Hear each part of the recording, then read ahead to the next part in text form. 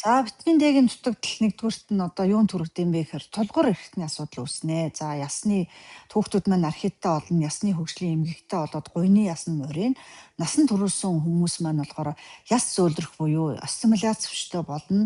За ясны одоо амархан хугардаг буюу остеопоростой болно. За булчингийн сулрал одоо булчин өвдөн дархлаа суларч байгаа учраас маш хэмжээгээр хүүхдүүд маань хүмүүс маань ханиа төрж одоо хоолоо өвддөг тий. За сэтгэл готролд орно маш ихээр ядарн за сүүлийн үе судалгаагаар зөв судасны өвчтөй болох одоо хор тавдартай болох за мөн чихрийн шижингээ 2 дугаар шинжтэмд 2 дугаар одоо типийн өвчтөй болох те чихрийн шижингээ 2 за тэгээд бөөрийн өвчтөй гэж түрүүн хэлсэн те за бөөр мөн одоо элэг өөхлөл цирроз энтер гээд ийм өвчтөй болдгийм байна. За тэгээд шинж тэмдгүүд нь болохоор маш ихээр үс унана ядарн за биеэр одоо янз бүрийн юм шарах маш их үүснэ. Одоо ийм нөгөө юу үүсдэг гэсэн үг. Одоо янз бүрийн экземнүүд үүснэ энэ тэнд. За тэгээд акне та хүүхдүүдэд бас шалгуулаарай. Акне их гараад байх юм бол бас витамин D-ийн дутагдал гэж бас үзэж байна. За тэгээд аллерги угаасаа дархлаа сударч байгаа учраас аллергитэй хүмүүс бол витамин D-г бас шалгуулаарай. Энд чинь бас аллерги бас үүсэх магадлалтай. За тэгээд цуснд сахарын хэмжээ маш ихээр ихсдэг гэж байна.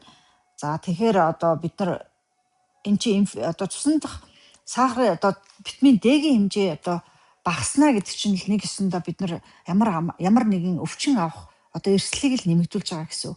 Тэгэхээр витамин D-гийнхаа хэмжээг жилдээ нэг удаа доор хаяж шалгуулж агараа манайхаа. Тэгээд витамин D-г чинь одоо манайх чинь одоо өвөлдөө бид нар дотор их байдаг шүү дээ. Тэгэхээр Монголд ялангуяа нөгөө өвөл нь одоо өдөр богинтой шөнө урттай шүү дээ. Тэгэхээр өдөр гарах боломжгүй учраас одоо ихэнх хүмүүс бол миний бодлоор одоо витамин D-гийн дутагдaltaй явж байгаа гэж бодож байна. Тэгэхээр витамин D-гийнхаа хэмжээг шалгуулад тэгээд цохих хэмжээний тунгийн авч яваараа. Тэгээд 100 цаг болсон юм чинь хүүхдүүдэд цуслан гаргаад одоо хүүхэд хөгжүүлээ цуслан гэд биднүүсийг хүүхэд багт гардаг байсан шүү дээ. Тэгээд цусланд гараад ингээд сайхан нар салхинд гараараа. За тэгээд гадаа байн галахад нарнаасаа бас ингээд юу авч явах ёстой шүү.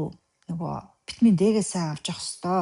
За витамин D-г бол цайвар арьстай хүн одоо бор арьстай хүнийг бодвол одоо бараан арьстай хүнийг бодвол маш хурдан одоо витамин D-гээ авдаг гэж үздэг юм байна. Тэгэхээр одоо бараан арьстай хүн бол арай илүү гадаа байх ёстой байна гэж бас үздэг юм байлээ шүү. За хин одоо витамин D-гийн дутагдалд өртдөг вэ гэсэн чинь хүүхдүүд, хөгшин хүмүүс, за тэгээд тарган хүмүүс, одоо бараан арьстай хүмүүс, сахарын шижин өвчтөй хүмүүс, за тэгээд ийм хүмүүс янз бүрийн амархан одоо өвчин амархан одоо өвддөг хүмүүс байдаг шүү дээ. Амархан өвдөмтгий хүмүүс байдаг шүү.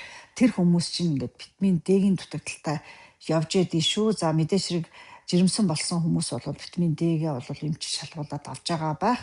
Тэгэхээр одоо иймэрхүү маягаар бид нар витамин D-гээ байнга шалгуулад ууж явах ёстой шүү. За ерөнхийдөө нэмэлтээр бол байнга авч явах ёстой. Гадаа их гардаггүй бол гэхдээ 100 цагийг ашиглаад гадаа бүгдээрээ гарцгаагаараа хүүхдүүдээ сайн гаргаараа.